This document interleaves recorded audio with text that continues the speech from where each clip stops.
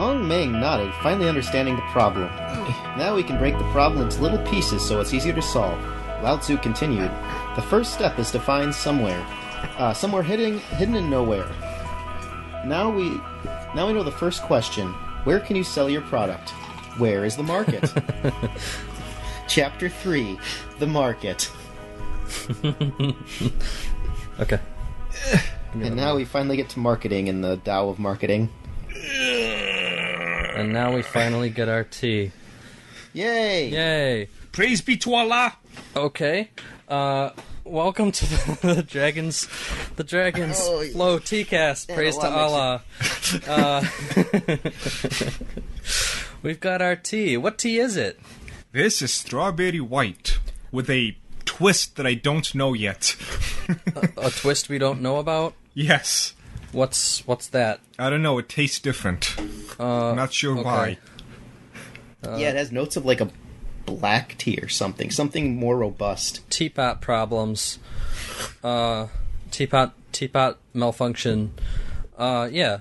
This is actually my favorite tea of yours that is flavored. I kind of like it. It's a white tea with rooibos, right? A little bit of rooibos. Yeah, it's kind of unusual to have a like a 2-tea combo. And speaking of tea, as a tea businessman, I have bad news. Tea assistant. That's you. Which one of us? John.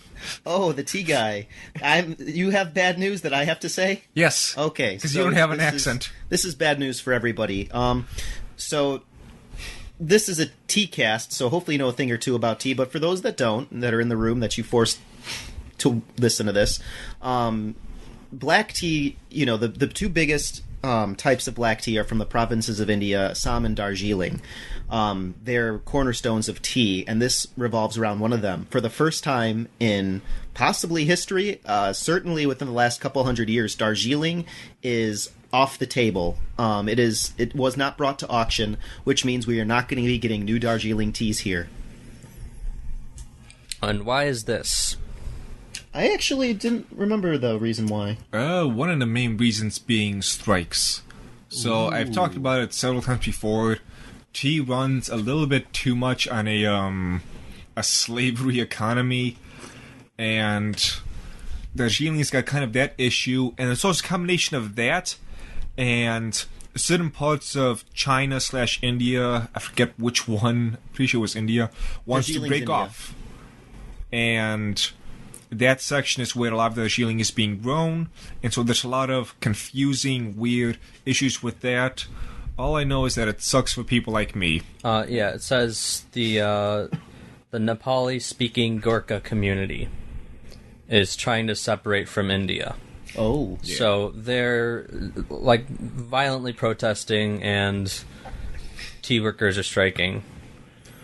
Yeah. I pay somewhat attention to the politics that goes on in India and everything to the east of it, so Southeast Asia. There's a lot of madness. I'm for one surprised we're even getting any tea. Usually just busy. Yeah, that's kind of true. People want to talk about, tensions here in America with all the politics stuff and with immigration in Western Europe. There's probably more tension going on over there. They're just poor, so we don't pay as much attention. But that's enough of the sad stuff. Happy tea stuff. So, today is the last day, well, by the time this airs, you will not be able to, but for us, it's the last day for our giveaway.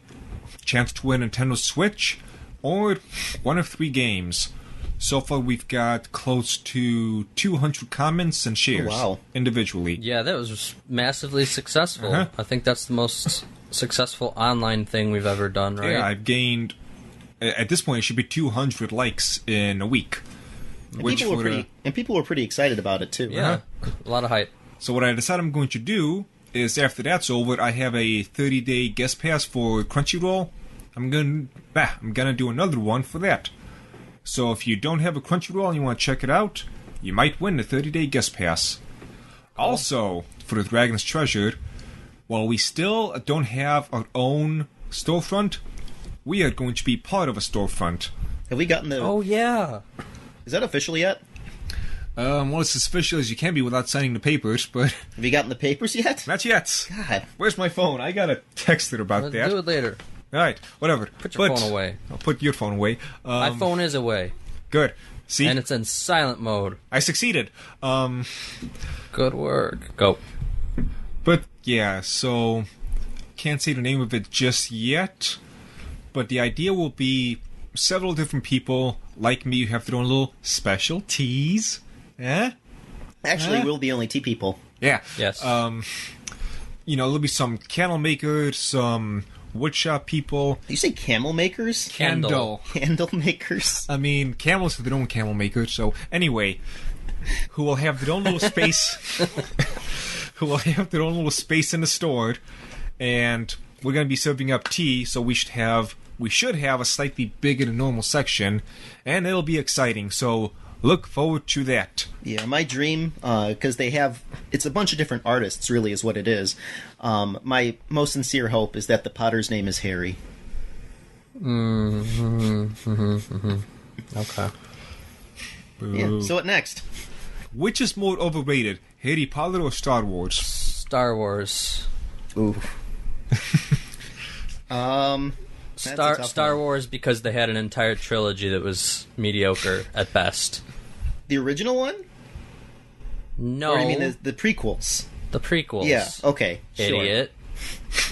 I was just like, aha. I still don't really consider those canon. You know what's weird? Okay. People that were born like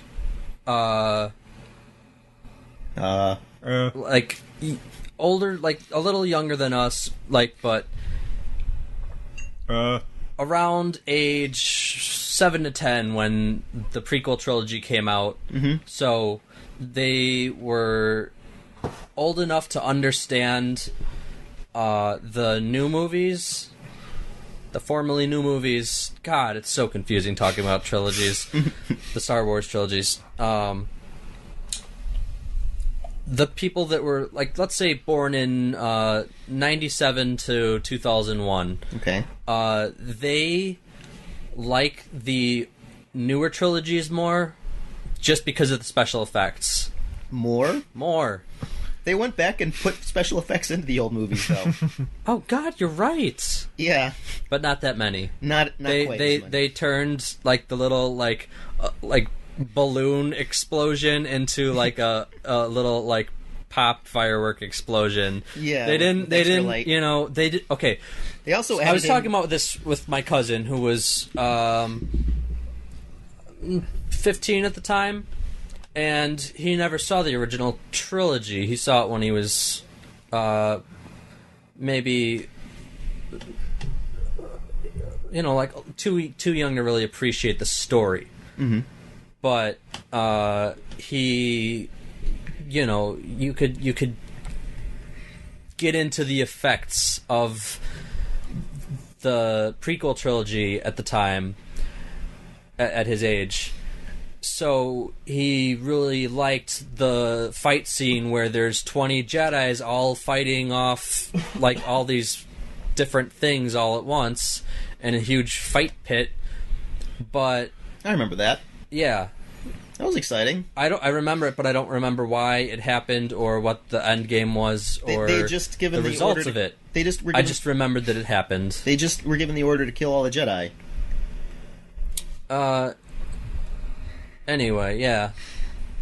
The end game was to kill the Jedi. That was the point. I think I saw that more recently than the original trilogy, but I don't remember anything about that entire movie, about Attack of the Clones. So yeah, there's this huge focus on special effects and making things look cool, and the story doesn't really make sense. But the younger generation likes it more just because of the special effects. And okay, like Return of the Jedi. Yeah, kids these days. Return of the Jedi has this great scene at the end where Vader and Luke are fighting each other, and even though it's just they're basically hitting each other with sticks, and there's no huge choreographed dance fight scene like the what's it called? Lightsabers? No, the first episode 1. The Phantom Menace? Phantom Menace had some very good choreographing, and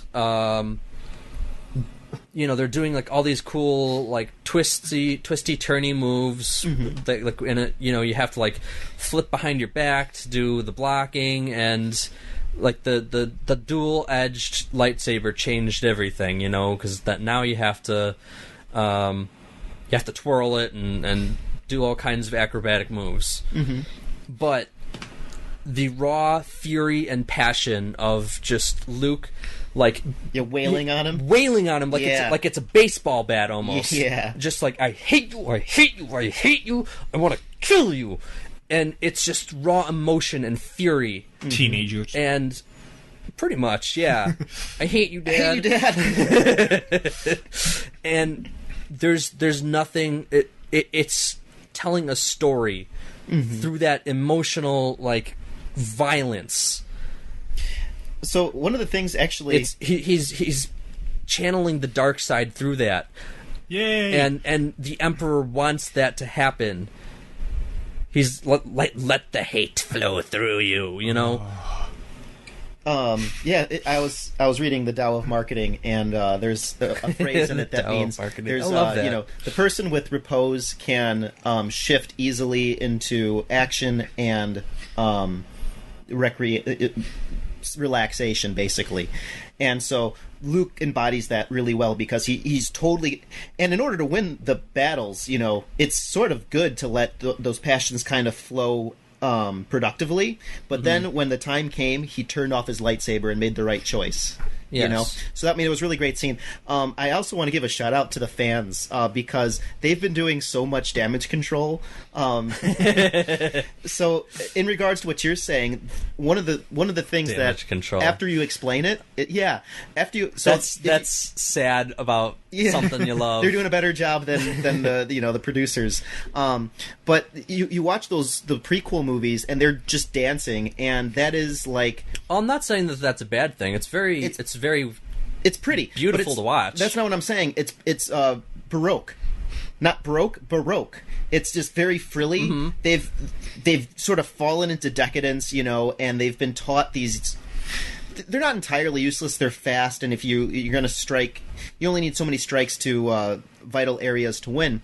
But if you just keep striking people, eventually you'll win. So that's like style 3 or something. Yeah, and a kind of unintentional retcon, it works because Luke hasn't been trained at all. He's just kind of got this amazing innate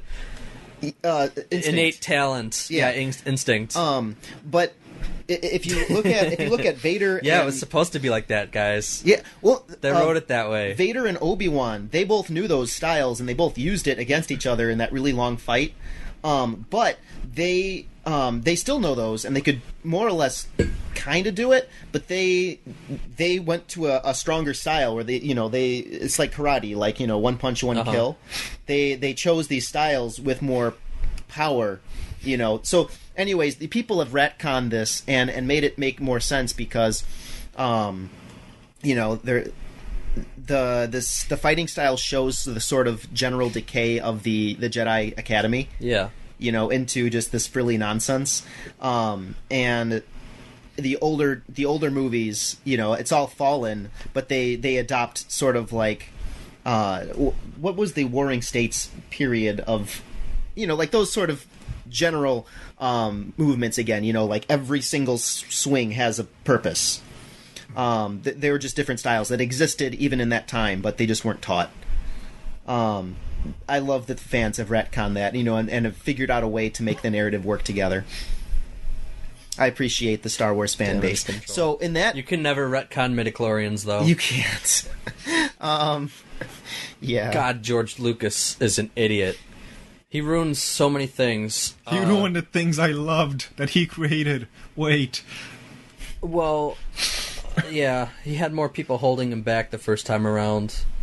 and technology holding him back. There's a story where they were working on a Darth Maul game where he played as Darth Maul, and it would be like a stylish, like Devil May Cry, Bayonetta type game where you do awesome spinning cool tricks with your lightsaber and just mow through guys. And he comes into the office one day as they're halfway through this game, and he sees a statue of another character of the same race, and she's from like the old Republic era, which is like set in thousands of years beforehand. And he takes the action figure of her up and he puts it next to Darth Maul, and he's like, "Look, they're friends." They're friends, guys. And everyone's just kind of looking at him like, "Oh, okay. She should be in the game." Actually, no, she's from like 1,000 years in the past. No, she should be in the game. And then the game never came out. That's the proper reaction from a non-fan perspective. Yeah, I am not a fan of Star Wars. I feel I can understand fully what it did back in the 70s when it came out, but I don't feel like it's held the test of time. I don't have fanboy tendencies for this thing, and I view it as it is, and I just don't really care for it. I've seen episodes 1, 3, and 4. If that... Yeah, so that should properly equip you to judge it. I've seen enough to know I don't care about the rest. 5 and 6 are the ones to watch. Because Yoda was a backpack. 4 is... It's like a prologue. For those who feel that I should continue watching it, send us fan mail of why I should. Yeah. And for the other one I mentioned... Convince him. The other one I mentioned, Harry Potter. While I still like Harry Potter, I feel that it does not deserve the timeless worldwide recognition it got. Why? Because it was not that good. It was good. That good. No. It was better. It was good. It was, oh man, I enjoyed this. I'm going to put this down and live the rest of my life. But no, now it's used as some kind of anti-Trump meme or something. No, that's just J.K. Rowling. Yeah, that's her outside of the book world. Also, I'll mention I did not read the books when I was a kid. I read them after high school. Yeah, so a lot of people kind of experienced it as a literal coming of age story. As the books came out, they were that age with Harry, and it was a very kind of emotional experience that they could commiserate with. Yeah, the story itself is really incredible. It draws from a lot of very ancient stories, and even people that know like old imageries and old myth bases. Mm-hmm. They're like, how did she know all this? Well, you mean like Jordan Peterson? Like him, yes. And the Golden Snitch. What was that even called? It was like the divine symbol of ancient something. I don't even know. Yeah, that wasn't it, but it was... It was like the flying... the golden round or something. It had some like very obvious name, and things like that. It was some weird ancient alchemical symbol, and... the only time it appears is on his own website. Exactly. He's like, I have no clue how she figured this one out. And that's just across the board. There's so many things that went into each of the whole story, and then also just specific instances. It almost feels like she was like a channeling through it, right? She was a witch. Yeah, like a seer almost. Yes. Like this just came. She was Professor Trelawney. Well, you know what? Like, yeah. Well said. There's no denying that she's a good writer. Mm-hmm. And bad at math. And bad at a lot of things. I was really not a fan of... Basically, in between books 6 and 7. They were like, we did not even graduate the last year. Let's go fight these Death Eaters. Yeah, I didn't really like the 7th book. It had a lot of problems, but all the others are pretty solid. They should have done a 3-year time skip, like between books 6 and 7. No, that would have gone on way too far. It's one of those. Oh yeah, it's one of those things that. I mean, 3-year time skip in the story, not between us. I know. Okay. Yeah, I mean, think about that. That's 3 years of Voldemort in charge. Let's just hold the release date for 3 years. Is that what you meant? Hey, George R.R. Martin, how long have we waited for book 6? What would have been the point of that, though? George R.R. Martin. well, he's busy running like theater companies and stuff. So, but you know, I'm really working on it. I promise it'll be out before season 4 or something. But in the Harry Potter universe, I mean, Snape, one of the known Death Eaters, was running Hogwarts. Like, he could not have pretended to be like, I'm all for the Dark Lord, while, you know, like, Harry just goes to school. Like, there were a lot of things that happened. It's one of those constants in story myths where they really don't have the essentials to go about doing what they need to do, but they need to do it because there's nothing else they can do. Yeah, I think a lot of the last book, though, relied too much on coincidence, and a lot of the other books... they're all very formulaic, right? Yeah. It starts out with Harry being miserable in the summer at the Dursleys. Then something magical happens, and he's whisked away off to the Weasleys. Then they go to the Hogwarts Express, and they're all like happy to go back. And Malfoy accosts them on the train, and then they have the feast. And then Dumbledore announces something mysterious, or a new teacher is there, and they're mysterious, or whatever. Something happens. And then school for a while, and then mysteries start popping up, and they are almost compelled to investigate them because that's kind of what they do. Somehow it connects to Voldemort or Death Eaters. Then something happens on Halloween. Then something happens on Christmas. Then Gryffindor gets 10 points. Then Snape takes points away and gives them detentions. Then Dumbledore gives it back at the end of the year. And all the problems are always wrapped up by the end of the year where Harry has to miss the Quidditch match to... and they always suspect the right person for the wrong reasons. Or expect... the wrong person for the right reasons? Yes, one or the other. Yeah. And so the last book... it had to break the formula for obvious reasons. Like you said, Harry couldn't go to school. Well, he's unforgivable, number 1, or what was it? Undesirable. So it kind of had to break the mold. And it suffered a lot of... And he had nowhere to go. Like, you couldn't go back to the Dursleys. That too. Also, they're murdering muggles.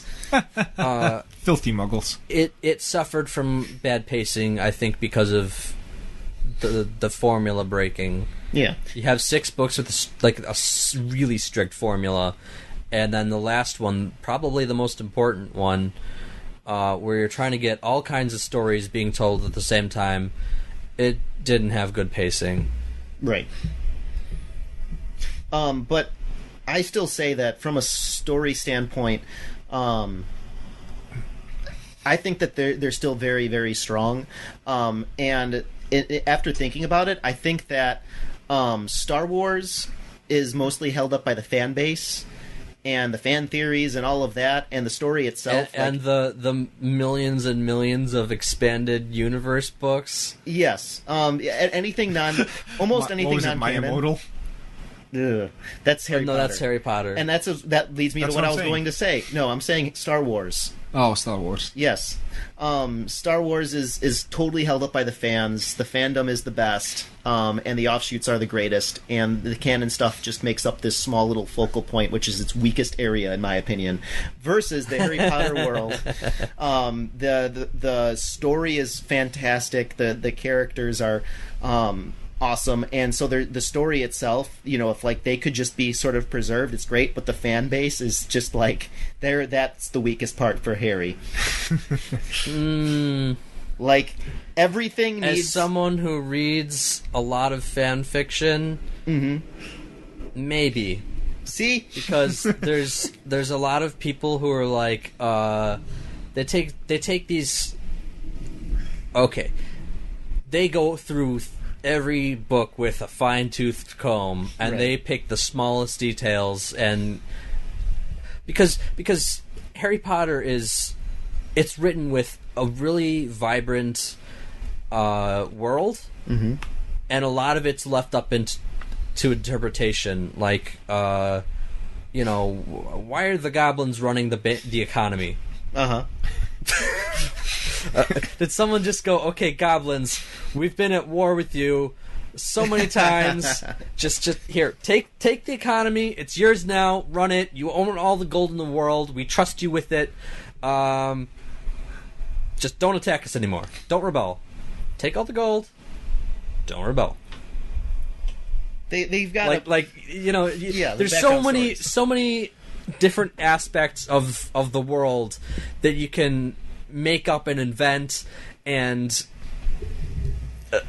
like you said, she's bad at math, for example. Like, there's a lot of details that are just completely devoid of anything, but are like, when you think about it, it's like, hey, wait a second. Why is Professor Binns teaching? He's been dead for maybe hundreds of years. Are they just doing it so that they don't have to pay anybody? Yeah, that's a good point. Yeah, but see, that's what I'm saying. Those are all details within the book, and if you can look at these things and it's fantastic. Like they stand almost on their own, and you could sort of look into them. But through the fandom, through the fan base, Right. you get things like My Immortal. Okay, so that is comically bad. Yeah, well, For those who don't know, My Immortal is... I actually think it's been confirmed to be a prank. doesn't matter. It doesn't matter. You're right, it doesn't. Why do you But say it was confirmed? Just to keep it out there, just to put it out there, it wasn't someone's actually seriously writing that. So My Immortal is a story where Harry decides one day, like, to basically be Vampire. an emo. Yeah, he changes his name to Vampire with a Y, and all kinds of like teenage With a big Y. Why, Harry? with a huge why. Why is the question? The why is important. My Chemical Romance is playing in Hogsmeade. Yeah. And all kinds of And it terrible turns out stuff. And they were actually the Death Eaters. And Harry made out with Draco, and the Death Eaters kind of just flew away. yeah, it makes no sense. The story's completely disconnected. It's filled with grammatical and all kinds of problems, continuity issues. It's fun to read if you're kind of masochistic. But most fan fiction's not like that. And so I actually said to you, you would like the one with the professional writer wrote. Methods of Rationality. Yeah. It's really good. So that's neat, but that's that is a writer writing. No, it was an AI programmer. Okay, sure. But when you get away from the stories, like a couple of these are fun, but they really don't bleed into the story proper. For the most part. And then the other problem is, like, so Star Wars expands and you get universes and species that are never in the movies, for instance. You're right. And that's really neat. The Harry Potter universe, when that expands, it's just like, okay, and now how can we promote a particular agenda today? Like, these are things that I politically or whatever identify with as or whatever, Right. And it's just like A lot of this it is that, a children's book. Yes, you're right. And but so- a lot of it is also there's so much vagueness in canon that it expands inwards. So instead of like making up new, the America Wizard School or whatever, You mean the best school? yeah, Salem Witches Institute. I'm not sure if that's real or not. There's so many details left unexplored in the books that you use those instead. Mm-hmm. So whereas Star Wars would make its own new whatever characters, you just take all these like dozens of blank slate characters where you don't even know if they're a boy or a girl because all the names are weird, and you focus on them instead, and you know, maybe they could be an important character in whatever plot, and you know, you can take centaurs, they're relevant now, whatever. Mm-hmm. There's all kinds of things that are really vague that you can expand on just because like they're only a brief mention, and from that brief, like tiny amount of knowledge that's confirmed, you could expand it into a huge amount. It's like a sponge swelling up. Yeah, you could, and that would be nice. You know, I'm just saying, you know, as my observation is right now, that's what the Star Wars universe does well. That's what the nerds for that, and granted they have had like 30 years on them, but versus the Harry Potter, you know, fandom, I love how passionate that we get, but just a lot of the times we don't do a very good job, you know, just existing within the confines of the universe so much as we're like, this is something that matters for us now in our universe, and we try to sort of superimpose it in there, and it's a really bad meshing. Another problem, I disagree with that, but another problem is that Rowling keeps retconning things, and like once in a while she'll be like, hey, remember how I wrote Harry Potter? Here's another fact that I never told you that is true about Harry Potter. And, you know, she'll be like, Dumbledore's definitely gay. Mm-hmm. Which it was sort of implied in the books. Yeah, that was one of the ones I didn't really have I thought that was like, okay, cool. Yeah, it was... And it was kind of important because of his relationship with Grindelwald. It's important, and knowing that fact clears a lot of things up. Mm-hmm. And I think that was something that was left out of the books because she was like, oh, younger readers, I can't say this. I think it was, and then as time went on, the political climate made it more acceptable, and she felt more able to say that and not be like, how dare you write a gay character in a kid's book. I think it's just a Tolkien tangent. You know, like some of those books were a Tolkien tangent. Oh, like a story for another time? Yeah, exactly. And, you know, she didn't do that quite as much. And she came out... she had an interview... like for some random reason, and she just said it.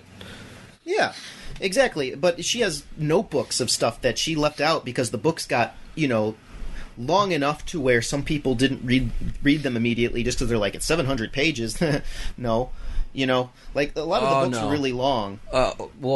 Most of the people that I know read them in like 2 days. Yeah, I did. But 700 pages in big font, big spaces. We also know a lot of intellectuals.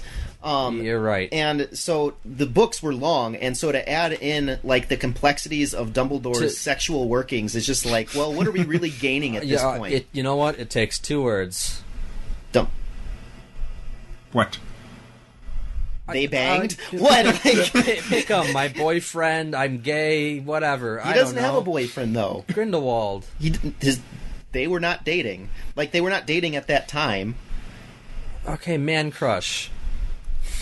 Well, then you need, like, you know... Grindelwald, he's hot. He's Dumbledore hot. said, go get the Pensieve, Harry. My boyfriend... Oh, wait, never mind.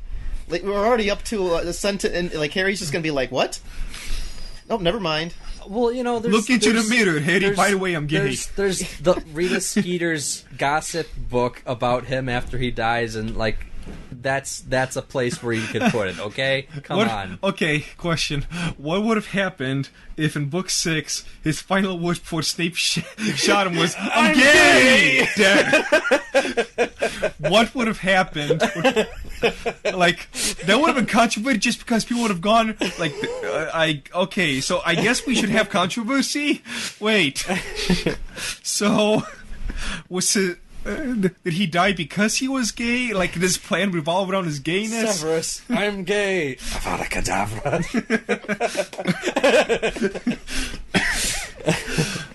That would have been weird. That would have been really weird. Yeah. That was a very odd thought you just had. So Just anyways, like, where can we place that? Oh, man, that would have been funny for me because I would have just sat back and watched. Speaking of things Professor Dumbledore, why did Voldemort try to kill my parents? I'm gay. That's cool, bro. Harry, I'll tell you when you're older. The truth is a terrible and horrible thing. you know, and it is vaguely connected because he had the elder one. But anyways, it's just like, you know, you need a good amount of time to sort of contextualize it, as we've sort of shown here. And it's just like, you know, the amount that you gain from it, you know, being an interaction between the headmaster of a school and one of his younger students is like... Yeah. And then, like, later she's come out and say, you know, I think Harry and Ron probably got a divorce later.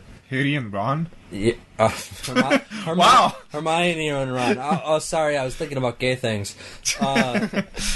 Hermione and Ron probably got a divorce. That's sad. She said that? Yeah. Why? Because she regretted putting them together in the first place, because it was kind of like... All right, and I don't like where that's going. That's just silly. Just like...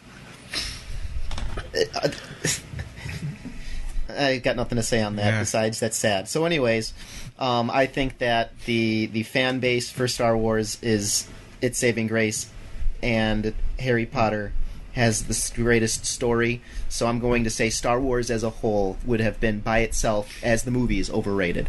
That's my vote. Yeah, me too. In regards to things that have the greatest stories, a few days ago, I took one for the team, and I saw the Emoji movie. Now, we had an idea of how it was bad. We did not have the idea of how it was bad. Let's hear it. There's bad, like, I said no less than 6 times that it was bad writing. but you still don't know the bad writing. What was that movie with the attacking seagulls? Birds? Yes. You know, there's bad in a funny way. No. That's not the Hitchcock one. No. The like Birdpocalypse or something. Yes. Oh, okay. Birdpocalypse. I was like, wow. I don't think that was it, but...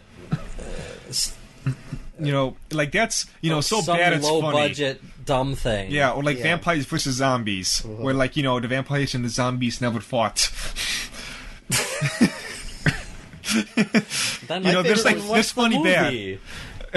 bad. Like a lesbian vampire love story and this weird. It was funny bad. It was funny bad, and Yeah. I just have to add, the back says they get their supplies from the general. When the general shows up, he just, like, takes their steaks and stuff because he doesn't have anything.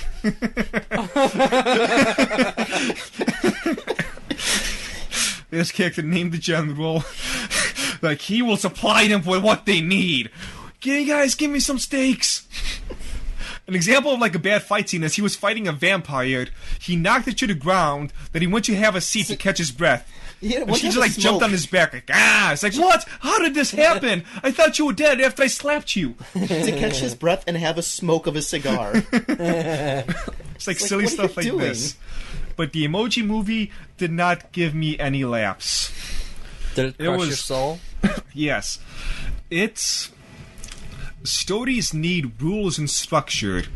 They did not understand that concept. So the base of the movie is that all the emojis, for some reason, had to stay on the entire time during this, like, you know, they lived in their own little suburb. They had to be the emoji the whole time. The crying face had to always cry. The Christmas tree always had to say Merry Christmas, etc. Even though the way the emojis get picked is there is like a corporation, and certain emojis go into the box, and when the you know, human dude selects one, they have to make the face that's necessary, and that gets scanned and that gets uploaded. So it makes absolutely no sense why the emojis would always have to stay in the same exact face no matter what throughout the entire lives. You know what? I already don't care. Yeah. No, I'm going to keep talking about this because I had to sit through this. So, when the main character... Don't blood on me if you shoot yourself in the head. I will shoot myself where I wish. So, when the main character, his first day on the job, he was going to be scanned, and for some reason, he just completely flipped out. It's like, oh my god, I can't do this, blah, blah, blah, blah, blah. And he just ruins everything. The wrong emoji gets uploaded, and bad things happen because he sent it to his crush. I called it. Yeah. And so he's like, oh man, I gotta get out of here. So he's about to exit one way. Then he's like, oh no, I can't do that because reasons. So he jumps the other way. He jumps onto this like big hand that, you know, does the scanning thing, and just like brings it across the entire cubicle thing to destroy everything. And it was one of those cases where, like, they wanted to have the scene, they had no idea how they were gonna make it happen, so they just said, fuck it. Yeah. Yeah. Like that type of just like bad, like you can just see, you can like see what a line of fuck it is. Like, I gotta get out of here. And like they wrote the colors almost changed. They wrote the action before they wrote the script. Yeah. Like it was just like, you can why would you do this? And he just kept making this, just such bad jokes over and over again. And not like, you know, dad joke funny, but just, oh, come on, don't stop it. I'm sad. And it ends with no sense being made. Do you have a sad emoji on? No, you don't. Let's move on to something also depressing. Great. So what was the For Honor news again, Nick? Oh, yeah, so, remember that game that was so hyped? Yeah, I paid like $100 for it. What? For the season pass. The game plus... Why would you buy a season pass? Because it's cheaper than buying all the expansions by themselves. Why would you buy a season pass from Ubisoft? Let me clarify that. Because I'm not a gamer and I don't have the full concept of how bad Ubisoft is, but I'm starting to get it. Good. Because they messed up this, they messed up, what was the hacking game in Chicago? Watch Dogs. They messed that up. They mess up like everything they touch. Yes, they do. And they messed up this one so bad that it lost 95% of its player base. Which is a lot. And, It's only 5%, less than 100. Yeah, that's pretty bad. The Division, which they also made, lost 93% of its player base. This is both within 3 months after release. So, yeah, not great. Why don't you describe your experience in its launch? Okay, so I will get this part out of the way. The mechanics and whatnot were fun. The concept was fun. They had the good idea. It is a shame. They did the good thing? Yeah, it's a shame they didn't go past that. So, this game was a PvP game. The story mode you finish in at most 2 days. So don't even think about the story mode. It's a PvP game. If you're gonna have a game that's exclusively PvP, player versus player, you want to have servers that can do that. They chose like the worst server that they could have chosen. What was it? The P2P shared thing? The one that you don't use for fighting games like this, where milliseconds count. Yeah, I don't know much about the servers, but for something like this, you want not that. You don't want P2P. Is that what you meant? You don't want something where the players themselves are hosting the game. You want something where it has a fast core server, like, you know, say, every other multiplayer game they make. because the way that the server that the P2P server, which is what they're using, works is, let's say some guy in whatever place that you are is, okay, let's say we're all in Chicago. Yay! We get random. You go on and you click, quick game, so it connects you to the first game that comes up, and that guy's in California or something. That's not going to be a fast server. So that guy in California is connected to us here in Chicago, and how many people in a match? 8? It depends. You can have 1-on-1, 2-on-2, 4-on-4. Okay, so up to 8. So he's connected to somebody in Canada, he's connected to somebody in Florida, he's connected to someone in, Brazil, he's connected to somebody in all over the place. That's the worst possible thing you could do. It might work in, something like Civilization. In RPG. Yeah, it'd be great for that. It'd be perfect for that, because then you can have the game up forever and not worry about server costs. For something like this, you need almost instant response times. It needs to be as close to frame perfect as possible. It needs to be... It's a quick action game. This is basically a fighting game, but with a crowd. Yes. And they weren't treating it that way in terms of servers, and in a couple other ways too. But too many. That's a different story. Yeah, there was way too many moments which I was playing in which either I would swing and on my side obviously hit the guy on top of the head, and next thing I know I'm dead and he's 15 feet away. What just happened? Yeah. Or I'm fighting somebody, I get hit with the damage, then I see him move. Right. Problem number 2. They had next to nothing in terms of properly matching players based on their skill level. For anyone who's played, let's say, World of Warcraft. Any fighting game, because this is basically what it is. Yeah. Let's use fighting game as an example, because that's how they should have set it up, and they did every wrong thing they possibly could have. So let's say you just finished the tutorial of a fighting game. You go into a match. You fight somebody who's 576 and 12. Does that seem like a fair match? No. So what you need to do is matchmaking. Yes. Find somebody around your level in terms of, wins versus losses, in terms of how many games you've had, something like that. Which is ironic, because first-person shooters have better matchmaking than this. Mm-hmm. And first-person shooters shouldn't have levels. Yeah, it was a game. In my opinion.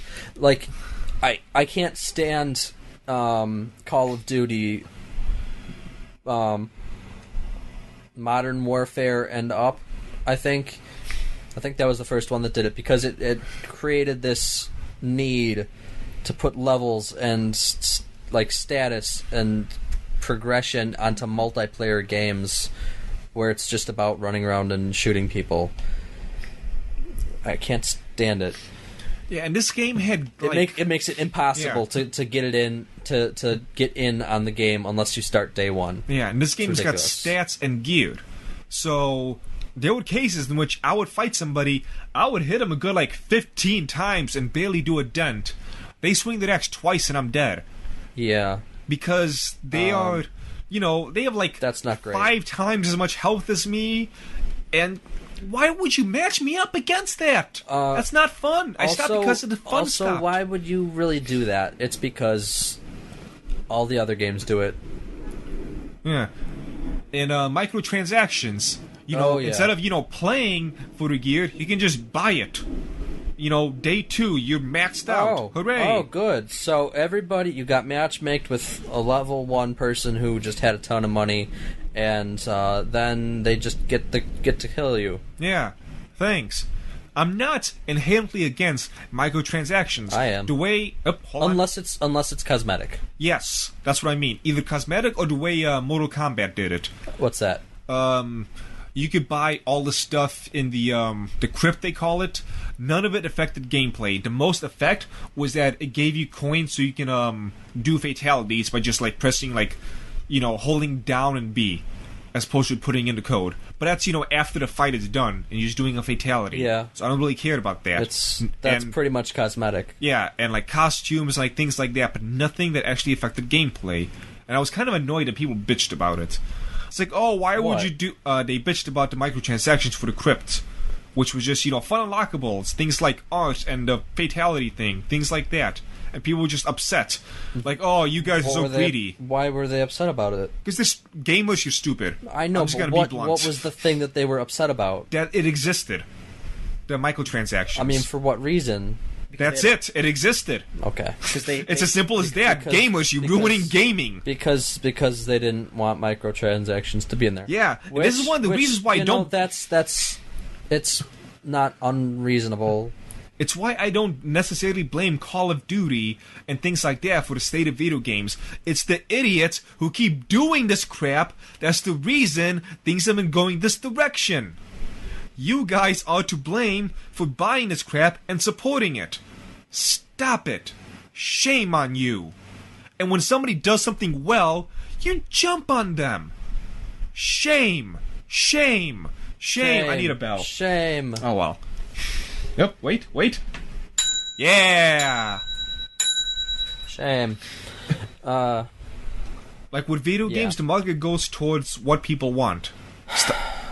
It's like when you play a game, it doesn't matter how old you are, you're 12 years old. Stop that. Do good things. Well, a lot of games... you know what the worst thing is? The loot boxes. Yeah. Oh, boy. Speaking of which, so another game that's got microtransactions, got people upset, is the new Shadow Mordor game that's going to be coming out. What are the microtransactions in that? Pretty much the same thing as For Honored. You can just buy the loot boxes and stuff for either you or your army. Which, I'm not sure how much I care since it's a one-player game. So, I mean, if people want to do that and ruin their experience by just, flying through it, I don't care. It's a one-player game. I don't either. I'm someone who turns off pre-order DLC. So, if you guys want to ruin your fun by making it too easy, go ahead. I can understand them needing more money. So, like I said, the idea of microtransactions, I'm not against. You might as well just have a paid, super easy mode on. Yeah. So if they want to ruin their own experience, that's okay. It doesn't affect me. It might in the future, though, because then it's a thing. It's a thing that people will pay for. But then you get things like For Honor, in which 95% of the player base drops. So if it's single player, do whatever you want. If it's multiplayer, yes, but they will realize that you can charge people for stuff like that, and then that will infect the rest. And then they can charge you for everything. Gamers have to communicate about this stuff and let people know. You can get they'll start making things that you can only get through paying money. Like, actually, did Metal Gear Solid 5 do that? I don't know. I stopped playing once it got really bad. The thing is, maybe not freaking Ubisoft, but other gaming people, minus Ubisoft and EA, the other gaming people actually listen to their fans. One of the best examples is Bandai Namco. Yes, I was just about to say Xenoverse. So in the first Dragon Ball Xenoverse game, they did a really stupid thing. We can only get Super Saiyan 4 Vegeta if you pre-ordered, and people were pissed. So they did not do that the second time around. Also, people really wanted giant Namekians. They didn't care how, just give it to us. And they said at some point, I don't think we're going to do that, after the game was, announced and whatnot. They're like, yeah, I don't think we're going to do a giant Namekians. And the fans were like, come on! And so Bandai Namco was just like, fine, we'll put them in. And they did. No, that's good, but at the same time, it's kind of the opposite problem of people of gamers ruining things by paying into the money. Where it's like, oh, but Namekians, where's our Namekians? Well, fine. Here's your Namekians. Where's Vegeta? Well, no, these were reasonable things, where's though. Namekian Fusion Super Saiyan 7 Vegeta Goku? These were reasonable things, though. That's the thing. Vajoko. Like, I'm not against that, because it was reasonable. Where's Super Saiyan Piccolo? We get it! It was reasonable things. So, good for them. Good for them. Yeah. At the same time, I can, like, a lot of people talk about, a lot of game journalism, air quotes, talk about how entitled gamers are, and a lot of the time that's just an excuse for, like, stop whining about DLC, but sometimes it's true. Ever since the whole Gamergate thing, I don't pay attention to those game journalist people. I don't either. But it's something that they still say. Well, that was video game stuff. How about we talk about some anime stuff? Was it all the video game stuff? No, it wasn't. It wasn't. So, you guys might not care about this, but Nope. some people do. Persona 3 and 5 are getting dancing games. just like shut up. I like it. I love it. I want some more of it. Persona 4 Dancing All Night was a great game. I played so much of it. Did you dance, Nick? All night? I didn't dance. What? I played it all night. Oh. Ooh. Yeah. Spring 2018. If you've played Dancing All Night, it's that. There's also Persona Q2, which somehow is existing despite that being a terrible game. Despite the first one being a terrible game. That's pretty much it. Yay! No real info on Persona Q2. And yes, so anime news. Alright, so I found out some things that make me freak out a little bit in one of two ways. Okay, well, calm your mic. No! First off, So at least stop hitting it. I will hit what I want. One of the greatest stupid manga/anime ever to be made is BAKI the GRAPPLER. I absolutely loved it, and it was just silly. Also, it needlessly killed so many trees. They had... I'm not sure if you're referencing like the amount of volumes that they made or punching trees in the thing or what, but that was funny. No, just by the amount of chapters that didn't need to exist. Okay. They had, for example, they had a chapter, one whole chapter, like 19 pages at least, dedicated to a guy shaking his head no. Do you think...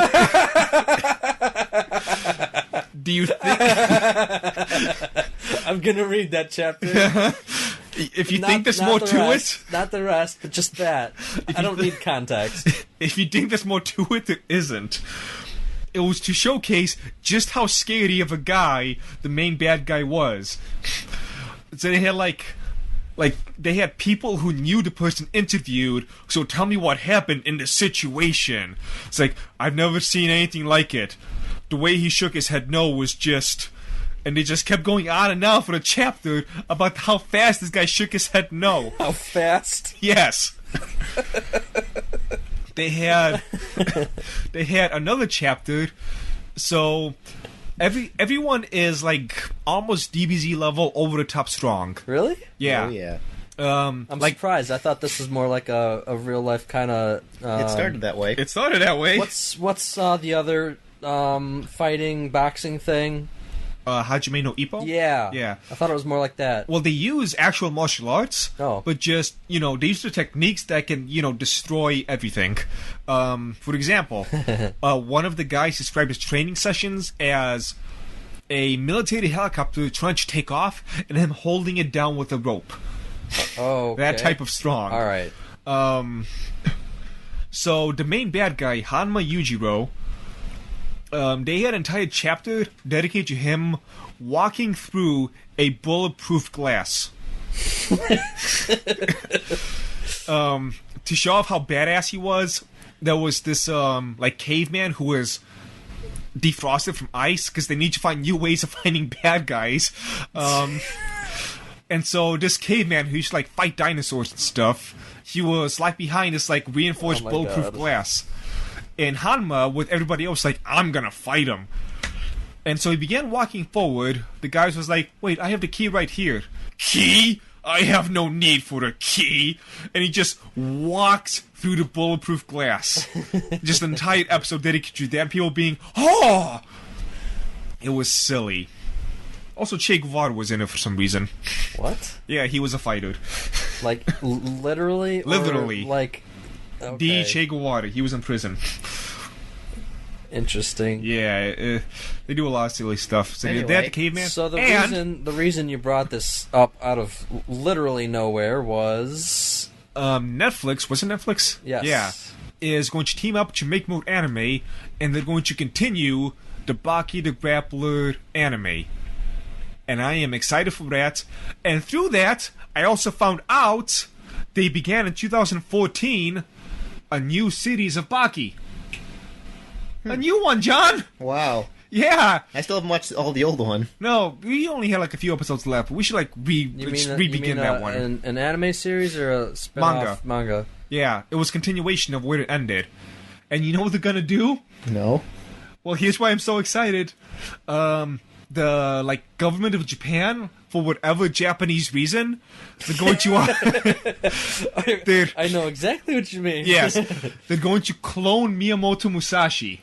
Oh my god. Yes. Oh they're my cloning god. Miyamoto Musashi. Considering this began in 2014, somebody has fought Miyamoto Musashi. And for those who don't know, I am a fanboy of Miyamoto Musashi, who is known as the greatest swordsman to have ever lived. He is the type of guy, he is an anime character who actually existed. That's the only way I can describe him. He is. What does this have to do with BAKI? Huh? What does this have to do with BAKI? Is this... He's the new villain or whatever. Yeah, he's the new big bad. He's They cloned him and brought him back to life. Yes. For BAKI to fight. Or so basically, is BAKI a character? I don't know. Basically, him. Yeah, he is the main character. Okay. He's the son of the ogre. Yes, who is the strongest man to ever live. Well, no, let me phrase it. The strongest man currently alive. And so after that, BAKI just cannot put up with his boredom. And I'm guessing maybe that's the reason why the Japanese government was like, hey, let's clone Miyamoto Musashi, see what happens. I don't know, because I found out about this 2 hours ago. For whatever Japanese reason. For whatever Japanese reason. And I am really excited to see what kind of bullshit they can pull. Also, one of my other favorite scenes, because I just love how silly this thing sometimes gets. Okay. They had an entire... Alright, you got me. I'm reading this Yes. now. They had an entire chapter. So, give you some backstory. BAKI is the main character, and his main goal in life is to defeat his father. His father is the strong... Huh? Stop hanging. Sorry.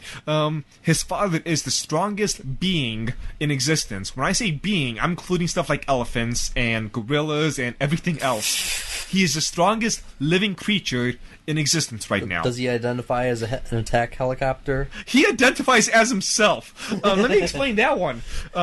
So you know how people make fighting styles where they call upon the spirit of the praying mantis and the spirit of the tiger? Yeah. Hanma Yujiro calls upon the spirit of Hanma Yujiro. And so while he's fighting his son is taking the form of the praying mantis and the form of all this other stuff. And you see the outlines of those animals. Hanma's oh, those are some good beasts you got. Let me summon my beast. And he just summons himself. And so there's that going on. So, the only reason BAKI was born was so he can be trained to fight his dad. And because this takes place in Japan, his dad decides the first time to fight him was when he's 13 years old. Because that's how you get... Isn't this just the plot of Tekken? I don't know. Maybe. So that doesn't go too well, but BAKI lives and he continues to train to fight his dad again. During one... random moments during the whole everything, it's a weird manga. Baki's got a lady friend. He is laying down with her. He is in his boxers. She is in her underwear. They're laying down in bed. She is holding him, and they're like saying like all of this like sweet, romantic, loving stuff. Like Baki, I want to hold you. I think I see where this is going, and I hope it's going the way I want it to. Baki, I love you, Baki. I just want to hold you. I want to feel you. I want us to be together. Forget about this fighting. We don't need to be dealing with any of this stuff. Oh, my darling anime lady. You... I don't want to do this anymore. We just need to announce our love and all this other stuff. And Baki turns around and there is his dad just like standing over them looking menacing like yes. And he literally goes like, make a baby for me so I can fight it. I thought you were gonna say he turns to her and goes like, I wanna fight my dad. No, even better. I love you, I wanna fight my dad. Even better, his dad is just like standing looking down like, yes, fuck for me, son. Make me a grandson for me to fight. This is the plot of Tekken. And then they do. And then after he had... and after he bangs his girlfriend... He's just like, yeah, Dad, okay. Yeah. Well, his dad goes away and there's like... You hold on a second, make sure we're doing this right. No, eventually his dad goes away, so like, so, that was kind of weird. You know, we're kind of naked. And then they kind of bang off screen. And that basically gave Baki a Super Saiyan power-up. So, there's like a team of bad guys who's fighting all of the good guys and just kicking their ass one-on-one. And after Baki bangs this chick, he for some reason becomes so strong, and they can like smell it on him for some reason. Like, something has happened to you. They can sense his power level. Yes. And it's over 9,000. Yeah. And so now they need like 2 of these bad guys to only fight Baki, because he's become so strong. So it's kind of like if you were talking like DBZ, Goku's Super Saiyan power-up is so massive that you need both Frieza and Cooler, his, fake brother, to fight Goku. Otherwise, it would just be too boring. Like, it was like that massive... Too boring. Yeah, like that massive power-up, losing his virginity. Oh, this thing is great. I can't wait to go home and read this thing. It's gonna be beautiful, and I apologize if no one understood what I said, because when I get excited, I talk fast. No, you talk loud. And loud. That's more of a problem. But yes, you should read this, and it's beautiful. Also, he kidnaps George W. Bush. Oh my god, I love it when Japan puts political reference, like, just any kind of historical figures into anything that's not, like, a historical... thing to begin with. It's the best. Oh, this is going to be exciting. Do we have any other new stuff before we move on to Second Infusion? Yeah, one last one. Oh, yeah. So, Tokyopop is releasing a Nightmare Before Christmas sequel manga. And this seems kind of unimportant, and who cares, but it's more the fact that Tokyopop is releasing it. Tokyopop, I thought they went out of business like 15 years ago. Like 5 years ago. And it's kind of weird. Yeah, like, so around that time, whenever they went out of business, like, every manga that they ever made, that they ever made, it suddenly went out of print, and they were like a giant, right? They were the biggest manga publisher in America, in English. Mm-hmm. And so suddenly every series that was ever made was out of print. So it was a big deal. And the reason, I think, that they went out of business was because instead of doing these, wacky Japanese animus, they kind of were starting to lean more towards original English mangas that people here made, so that they could pay them less. They didn't have to worry about translation costs. and they could sell them at the same price and literally quadruple the profit. And so their answer is to make a Nightmare Before Christmas. And so they come back into business somehow, and here's this Nightmare Before Christmas sequel. They're doing the same problem that they went out of business for. It's so stupid. Like, let's take something that doesn't need a sequel and give it a sequel. Let's take someone that nobody... I mean, people care about it. It was a good movie, it. Yeah. But it's like, let's take this thing that nobody's... It's not like it's a hot new thing. It's something that's 25 years old, almost. Oh my god, is that true? Yeah, 1993. And let's make a sequel manga to it. Like, that's not a... a huge get. It's not, like what would... Okay, if you were a manga publisher that went out of business and, like, okay, somehow you managed to climb back in, and, like, what is your first thing? Well, what would you break back into the market with? The Nightmare Before Christmas, isn't it? No. Harry Potter or Star Wars might be. Let's take something from the 90s. How about something Japanese? That too. That makes sense. If you're a manga publisher, how about publishing manga? Yeah, so they're making the same mistakes that they made before. I'm glad they sold off a bunch of their licenses so that real manga publishers can publish them. And then when Tokyopop goes out of business again due to their repeating their same business mistakes, then all those things don't go out of print for another 10 years. And they chose, like, the worst medium they could have chosen for a sequel for this. Another movie? That could have brought in people. Yeah. Another comic? Not as much, but okay. Another anime? Sure, we can bring in some of the Japaneseians. Another manga? Come on. Yeah. No one's gonna read that. So, we'll see if I'm wrong. It's so weird. Yep. Alright, so I think that does it for today. What tea are we having next week? Oh, you're gonna make me think. While you're thinking, just a reminder, you can send us your emails at teacast@thedragonstreasure.com. Mm-hmm. And I'll plug my own thing. You can go to my YouTube channel, Analog Drift. I will be starting a new Let's Play of Rango Tsukigime's Longest Day, which was, I think I mentioned that last week or the week before, the really weird, bizarre game that made no sense in any kind of fashion. So play through that going up on the Monday. On the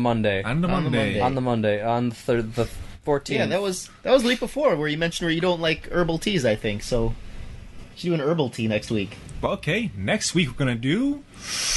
Let's go with... Nothing. Applejack's Honesty. Yeah. Just going to make an honest man out of you. Great. Thanks for your spite.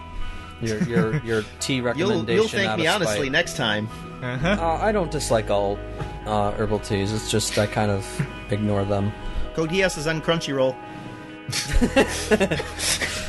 Alright, guys. We'll see you in the second infusion or not. Bye. We'll at least see you next week, hopefully. Bye.